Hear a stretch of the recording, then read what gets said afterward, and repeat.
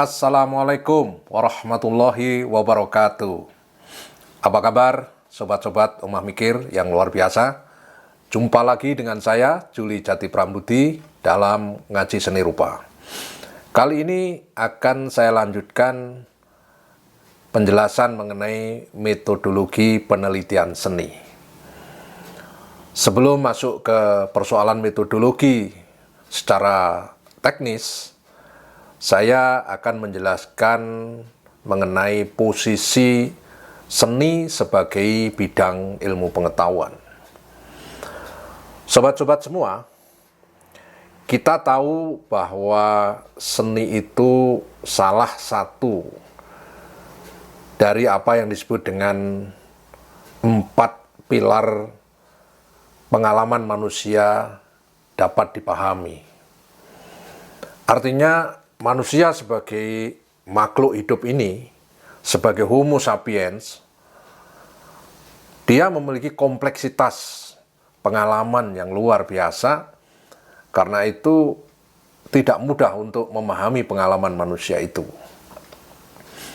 Pengalaman manusia ada yang dipahami melalui filsafat pada awalnya, sebelum agama-agama formal lahir, ya. Manusia membicarakan seluruh pengalaman hidupnya itu melalui cara berpikir yang mendasar, yang kritis, yang holistik, yaitu yang kemudian disebut dengan filsafat. Dan melalui filsafat itulah kita mempelajari berbagai banyak pikiran manusia dari waktu ke waktu. Dan yang kedua, pengalaman manusia juga dipahami melalui agama pada akhirnya. Karena melalui agama itu, hal-hal yang sifatnya spiritualitas, pengalaman spiritualitas, pengalaman religiositas, di mana ada hubungan, ada koneksitas antara manusia sebagai makhluk dan Tuhan sebagai yang maha kuasa, yang maha pencipta. Disitulah pengalaman manusia memiliki kekhasan yang lain dibanding dengan pengalaman manusia yang dipahami melalui filsafat. Dan disitulah agama berperan, atau teks-teks suci agama itu berperan untuk memahami tabir misteri dari pengalaman manusia. Dalam hal ini adalah pengalaman religiositas atau spiritualitas. Terus yang ketiga, sobat-sobat, apa itu? Yaitu pengalaman melalui apa yang disebut dengan ilmu pengetahuan. Jadi sains atau ilmu pengetahuan, ya, itu juga merupakan satu pilar di mana pengalaman manusia itu bisa diungkap secara rasional, secara sistematis, secara metodologis, dan bisa diuji dari waktu ke waktu, dan bahkan bisa diganti karena pemahaman pada masa sebelumnya itu, ya, dianggap sudah tidak relevan, bahkan salah sama sekali. Oleh karena itu, sains memang memberikan solusi terkait dengan pengalaman praktis sampai pada pengalaman-pengalaman yang lebih rumit lagi dari pengalaman manusia itu. Dan disinilah peran sains memang dalam abad modern, terutama setelah abad pertengahan, ya, sains sangat mendominasi, ya, pengalaman manusia, ya, dipahami melalui seperangkat ilmu pengetahuan yang terus berkembang sampai hari ini.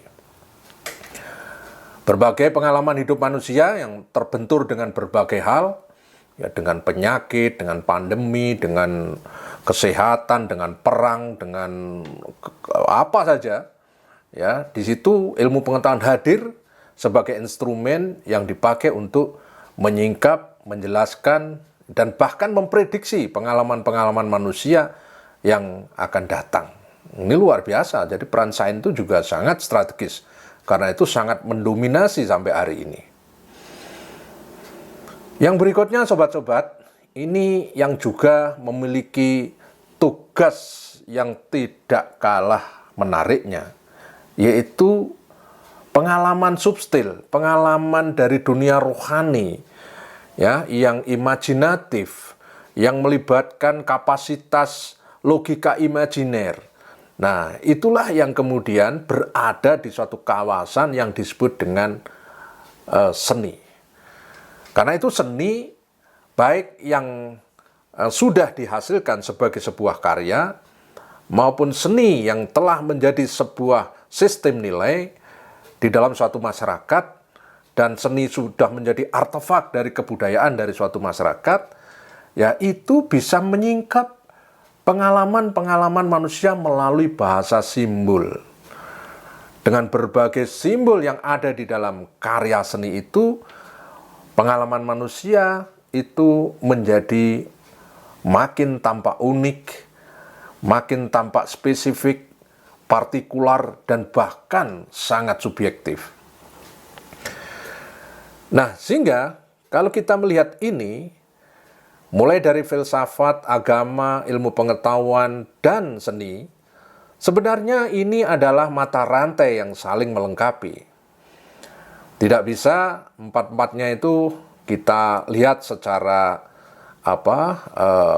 yang saling berhadapan-hadapan, yang tidak bisa disaling pertukarkan atau terjadi interdisiplin di situ, bahwa ada di dalam kita memahami filsafat di konteks hari ini juga ada pendekatan ilmiahnya, kemudian ada sainsnya atau ilmunya, dan kemudian juga di situ juga ada seninya.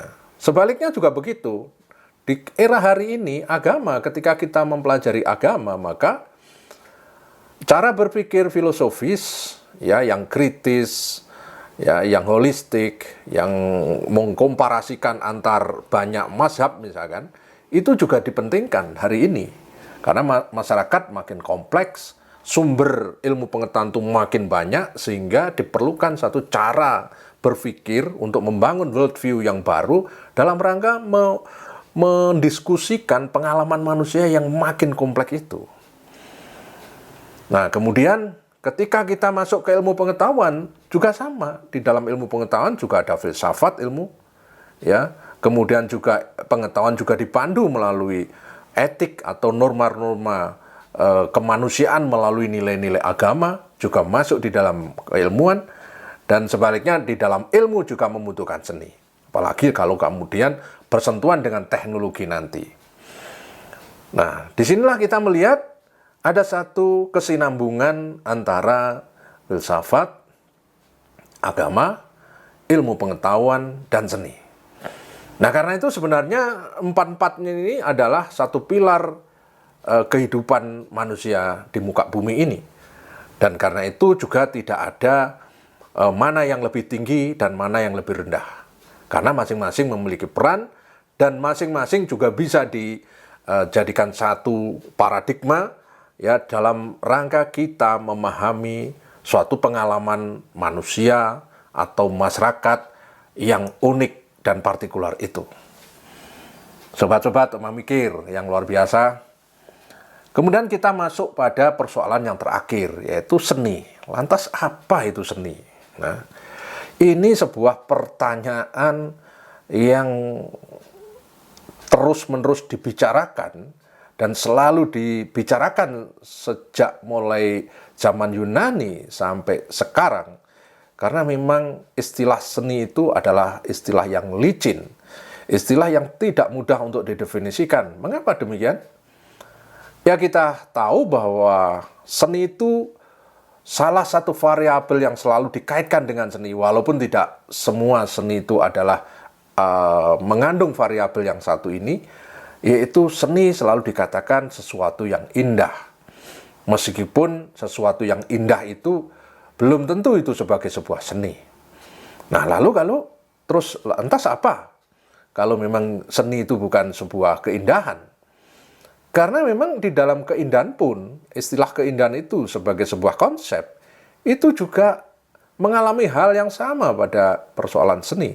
Artinya keindahan juga suatu problem yang besar di dalam filsafat.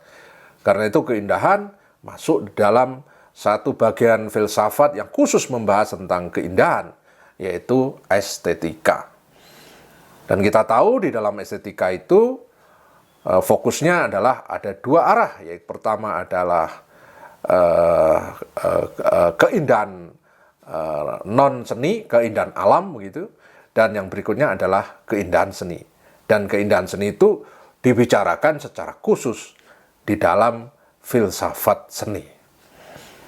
Nah, kembali kepada persoalan seni. Seni itu kalau mau didefinisikan atau kita pahami secara gampang begitu ya, bahwa seni itu adalah sesuatu entitas yang unik. Ya, kenapa disebut unik? Kemudian yang berikutnya entitas yang spesifik. Selain unik, dia spesifik. Dan yang berikutnya adalah entitas yang kompleks. Nah ini. Nah disebut unik sobat-sobat semua. Karena seni itu secara khas, ya, secara benda begitu, secara peristiwa juga tidak mudah dicari bandingannya. Artinya entitas seni itu berada di satu kawasan tertentu pada sewaktu-waktu dan pada orang tertentu. Nah, karena itu seni itu unik. Misalkan seninya orang Jawa ya hanya ada di Jawa. Artinya diciptakan oleh manusia dalam ruang lingkup kebudayaan Jawa. Sementara seninya orang Madura juga sama. Itu berada di kawasan Madura dan diciptakan oleh orang-orang yang memiliki kultur atau etnik Madura. Dengan berbagai tata simbolik, tata nilai, tata filosofis, dan tata religi yang dipahami, maka melahirkan satu simbol-simbol terkait dengan pandangan-pandangannya terhadap suatu pengalaman, ya, hasil dari renungan terhadap interaksinya dia terhadap pengalaman hidupnya ya sehari-hari itu. Nah, itulah yang kemudian disebut dengan unik. Seni itu unik. Karena unik, maka tentu di dalam seni tidak mengandung nilai-nilai universalitas. Seni itu berada di dalam satu kawasan budaya yang di sana ada masyarakat di mana seni itu diciptakan dan nilai-nilainya itu bisa jadi hanya terbatas pada nilai-nilai yang dipahami oleh manusia yang berada di dalam yang mendukung karya seni itu. Nah, tetapi bukan berarti seni tidak bisa melampaui atau menyeberang dari batas-batas teritorial kulturalnya. Sangat bisa. Maka terjadilah percampuran, pergaulan, akhirnya terjadi akulturasi, terjadi asimilasi, dan sampai akhirnya terjadi enkulturasi. Ya, itu karena terjadi dialog. Ya, dan saya kurang sepakat menggunakan kata mempengaruhi. Ya, saya lebih sepakat kalau antar seni itu terjadi dialog. Begitu ada dialog, maka terjadi satu pertemuan ya yang kemudian berpola dan akhirnya melahirkan satu konsep yang disebut dengan akulturasi, asimilasi, dan yang lain-lain. Nah, sahabat-sahabat semua, di dalam seni tadi dikatakan selain unik adalah spesifik, ya khas sejenisnya, khas mediumnya, khas tekniknya, khas simboliknya, dan sebagainya. Sehingga itu spesifik, ya. Sehingga seni tidak bisa dikloning menjadi banyak rupa begitu, ya, karena memang secara kodrati seni itu memang memiliki spesifikasi dari segi itu tadi. Segi media, segi teknik, segi simbol, ya, dan segi ekspresi, ya, individu, ya, ibaratnya itu ada rasa yang tampak di situ. Nah, kemudian sobat-sobat, seni itu adalah sesuatu yang kompleks. Nah, kenapa kompleks? Ya, karena seni selain menyangkut artefak, benda, tetapi di dalam seni juga mengandung sistem gagasan, yaitu mentifact. Ya, kemudian seni juga menjadi satu daya hidup, ya, identitas suatu entitas sosial. Maka di dalam seni itu juga mengandung nilai sosifeknya. Bahkan di dalam seni akhirnya juga ada namanya historiofact, ya. Jadi di sana, di dalam seni itu kita melihat fakta-fakta historis. Ya, kita bisa melihat misalkan bangunan Borobudur. Ya, itu sebagai sebuah seni arsitektur, maka kita bisa melihat satu informasi yang kompleks di situ. Di sana kita melihat satu kemegahan sebuah dinasti, kemudian kita melihat satu bagaimana teknik pembentukan Borobudur itu yang sangat rumit. Artinya kita bisa membayangkan bagaimana orang-orang sekitar abad 8 Masehi di Jawa itu sudah sangat menguasai teknik arsitektur pembuatan candi seperti Borobudur itu, ya, dan sebagainya dan sebagainya. Nah, dari situlah apa yang disebut dengan seni itu mengandung kompleksitas yang luar biasa. Nah, sobat-sobat, itu baru kita membicarakan seni dari 3 aspek. Nah, kemudian kalau kita mau meneliti seni, maka dari mana kita harus melihat seni itu sebagai sebuah fakta realitas yang akan kita tarik, akan kita pahami sebagai sebuah problem penelitian. Nah, ini. Jadi, ini yang sebenarnya yang harus dipahami terlebih dahulu sebelum kita masuk kepada teknis-teknis metodologi penelitian seni. Nah, sebelum masuk ke sana, sobat-sobat, kita harus tahu di dalam keilmuan seni, ya, di dalam keilmuan seni, memang kita banyak membaca teori, ya, seperti kritik seni, sejarah seni, filsafat seni, dan sebagainya, ya, yang hakikatnya itu adalah seni yang muncul sebagai ilmu.